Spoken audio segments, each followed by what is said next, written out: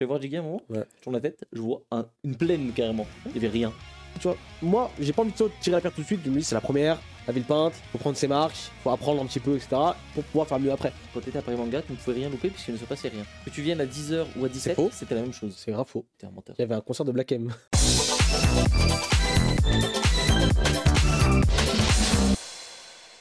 Ce week-end a eu lieu Paris Manga.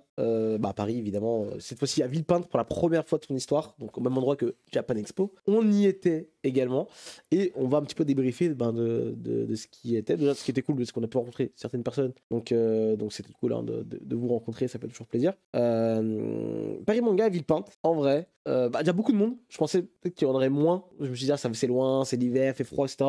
Finalement, ça allait. Il y avait du monde, je trouvais. Ça, c'était plutôt correct. J'ai pas vu les chiffres, je sais pas s'ils ont communiqué des chiffres pour l'instant. J'ai pas vu ça passer. Non. Mais en tout cas, ça a l'air d'être plutôt blindé. Ce qui était moins blindé. Qui était moins blindé. Parce que le problème, c'est qu'il y avait beaucoup de problèmes, je trouvais, d'agencement. Pas beaucoup de stands finalement, pas assez de stands. Il y avait des grands espaces vides, mais c'est pas parce qu'il y a pas de monde. C'est parce que c'est hyper grand et évidemment, tu peux pas remplir tout comme ça en mode noir de monde. Alors qu'il y a rien. Évidemment que dans notre zone, il y a rien, il y aura pas de monde. Ah, mais il y avait des zones il y avait 50 mètres où il y avait rien. C'était terrifiant. Et là, en plus, c'était à côté du centre de Jiggy. Je vais voir Jiggy à un moment. Ouais. Je tourne la tête, je vois une plaine carrément. Il y avait rien. Il y avait rien, mais genre du rien sur long comme ça. C'est-à-dire de continuer en plus encore plus de rien à gauche. Je veux dire, c'est trop bizarre. Mais on rappelle aussi que Paris Manga était obligé d'aller à Villepinte. C'est ça. Ils sont à la porte de Versailles. Et du coup, ça fait que je pense qu'ils n'étaient pas encore assez préparés pour Villepinte dans le sens où, en vrai, c'est-à-dire qu'il fallait vendre plus de stands, c'est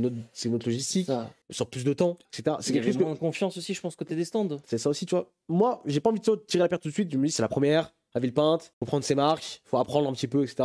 pour pouvoir faire mieux après. On peut pas dire dès le début, ah bah non, faut tout remplir, il faut faire comme Japan Expo. Bah non, ça marche pas comme ça. Japan Expo, ils sont rodés depuis 20 ans, tu vois. Après, bon, il y a toujours ce problème avec Paris Manga. Après, ça, c'est un autre problème. C'est toujours un peu la même chose, c'est-à-dire qu'il y a des gros invités, mais seulement côté Sci-Fi Show, parce qu'aujourd'hui, Paris Manga, c'est Sci-Fi Show avant. Ils ont des gros acteurs américains, voilà. Ils ont des gros trucs comme ça, c'est vrai, ça on peut pas leur enlever. Mais après, côté Japon, côté manga, si là pour le coup, t'avais un auteur, bon, c'est un peu particulier, t'avais un auteur de hentai qui était là, qui était un des premiers auteurs de hentai, tout. Donc, en vrai, c'est stylé, mais voilà, quoi, ça va pas non plus, c'est pas grand public du tout. Et je crois qu'il y a même pas de conférence ou quoi. Donc finalement, t'as un auteur qui va intéresser quand même une très petite partie de la population. Et même ça, t'en fais rien. C'est dommage, quoi. Ramener au moins un animateur, un mangaka, un truc. Je dis pas de ramener Oda, mais ramener un truc un peu cool et faites faire des trucs avec surtout. C'est ça le problème. C'est si tu ramènes quelqu'un, fais-lui faire une conférence, fais-lui faire une question-réponse, quelque chose, n'importe quoi. Parce que là, le problème, c'est que quand t'étais à Paris Manga, tu ne pouvais rien louper puisqu'il ne se passait rien. Que tu viennes à 10h ou à 17h, c'était la même chose. C'est grave faux. T'es un menteur. Il y avait un concert de Black M.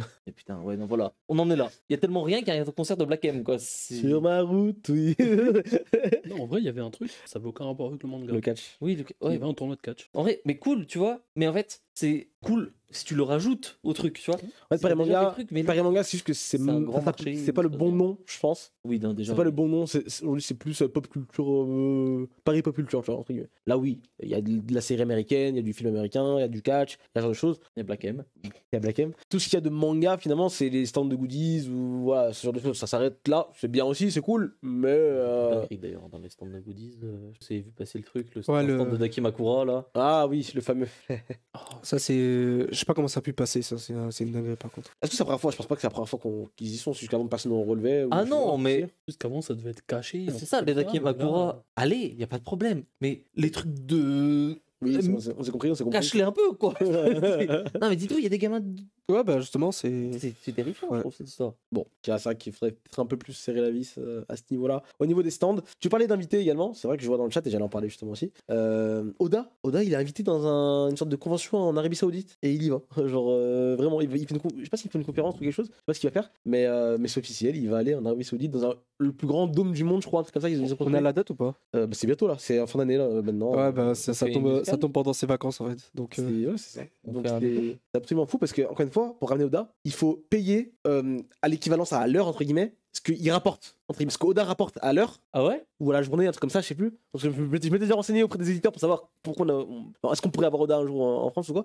Donc Oda, tant qu'il est en service, tant qu'il fait son manga, tant que son manga n'est pas terminé, pour qu'il vienne, il faut le payer à la journée ou à l'heure. Ce qui rapporte. Payer Shueisha. Payer Shueisha directement à lui, j'imagine. Payer à Shueisha et à lui aussi, j'imagine, directement.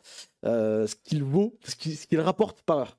En termes de goodies, de machin, etc. Tout ce qu'il peut rapporter, c'est incroyable. C'est-à-dire que ça m'étonne pas de le voir en Arabie Saoudite pour le coup. Parce qu'à mon avis, s'il y en a bien qui peuvent payer ça, c'est peut-être chez eux, tu vois. Sachant que je sais qu'il y a un délire avec un prince saoudien qui est très fan de One Piece. À mon avis, qui a dû. Celui qui est sur Steam là? Il était passé à la télé japonaise déjà par rapport à ça. Parce qu'il y en a un, je sais plus si c'est un Qatari ou un Saoudien ou quoi. Il y en a un, il a un profil Steam. Je sais C'est pas. un truc de zinzin. Déjà, tu vois, il a genre 50 000 jeux dans son truc. Il a que des gros JRPG, des visual novels. Son profil, c'est genre émir de je sais pas quoi. Et sa PP, c'est une waifu. Genre, c'est que tout le truc, il écrit. Genre, je le retrouve. Il est trop lunaire, son truc. Donc, ils se sont quand même payé le luxe d'avoir Eshiroda. Ça...